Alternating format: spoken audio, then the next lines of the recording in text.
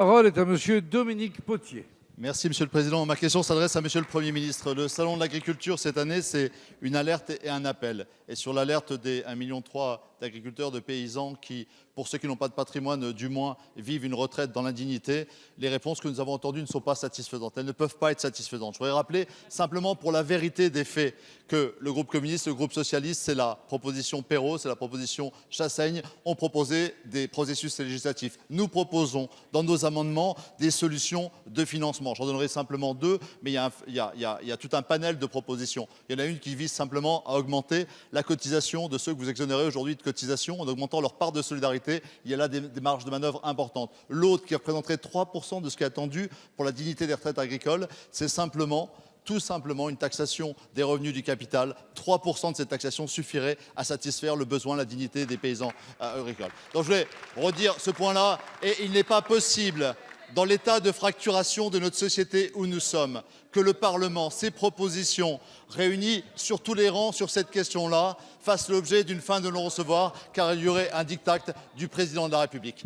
Maintenant, je voudrais passer de l'alerte à l'appel. L'appel, c'est le fait tout simplement que nous avons aujourd'hui un tiers des agriculteurs qui vont partir en retraite, qui vont cesser leur activité dans les 5 ans, la moitié dans les 10 ans. Aujourd'hui, s'il n'y a pas de relève, si la libéralisation du marché foncier se poursuit, c'est une destruction des emplois, c'est une destruction de la valeur économique, c'est une destruction de la valeur écologique telle que le GIEC l'a définie sur le sol. Il nous faut garantir cette relève. Elle passe par une régulation des marchés à l'échelle nationale, européenne et internationale. Elle passe par un partage du foncier. Nous étions 18 organisations ce matin, 18 organisations, les 5 syndicats agricoles, 9 organisations non gouvernementales, 3 organisations de territoire. Il y avait Jean-Michel Clément, Jean-Bernard Sempastou, sur tous les rangs. Nous vous garantissons 2 tiers à 80% du Parlement derrière vous. Il faut faire cette loi foncière. Sans justice foncière, pas de relève et pas d'agroécologie. Merci, monsieur le député. La réponse appartient à monsieur Marc Fesneau, ministre chargé des relations avec le Parlement. Merci Monsieur le Président, Mesdames et Messieurs les députés. Monsieur le député Potier, vous me permettrez de répondre sur la deuxième partie de la question, si j'ai bien compris le sens de la question que vous vouliez poser, sur la question foncière. Comme vous le savez, je voudrais saluer le travail que vous faites avec un certain nombre de vos collègues, et ce n'est pas simplement pour vous faire plaisir, c'est parce que c'est la vérité sur ce sujet-là qui vous préoccupe et qui nous préoccupe aussi. Reconnaissons d'abord que ce qu'on appelle l'accaparement des terres ou la question foncière n'est pas une question tout à fait nouvelle. C'est d'ailleurs pour ça qu'il y a 50 ou 60 ans, nos aînés avaient décidé de se doter d'outils qui permettaient de réguler. Quelle est la nouveauté? Au fond, l'agrandissement des exploitations n'est pas tout à fait nouveau. La mécanisation, la productivité ont fait que, au fur et à mesure, les exploitations se sont agrandies. Quel est le fait nouveau que vous soulevez, que vous avez raison de soulever? C'est que l'organisation des exploitations, parfois le dévoiement, on va dire, des lois telles qu'elles avaient été prévues, font qu'il y a un certain nombre d'exploitations s'agrandissent dans des proportions qui sont démesurées.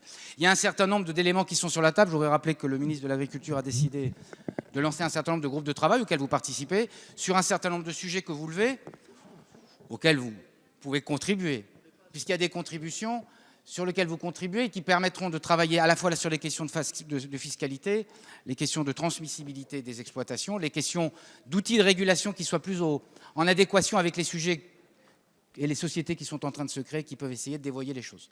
Le troisième sujet que je voudrais évoquer avec vous, c'est que je pense que la question foncière est une question centrale, mais ce n'est pas la seule question pour installer des agriculteurs.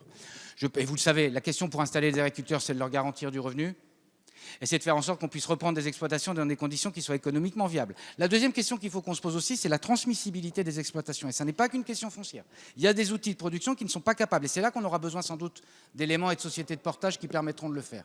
Il me semble que c'est ça. Et puis la troisième chose que je crois et que nous croyons, c'est qu'on a besoin d'avoir une politique commune, agricole commune, et une politique accompagnant les transitions nécessaires de l'agriculture qui soient claires pour les agriculteurs. On a besoin d'avoir des éléments de moyen et long terme sur les transitions écologiques, sur les transitions agroécologiques, et c'est bien ça qu'on a devant nous, à la fois sur les questions foncières et plus globalement pour leur redonner confiance. Merci. Merci.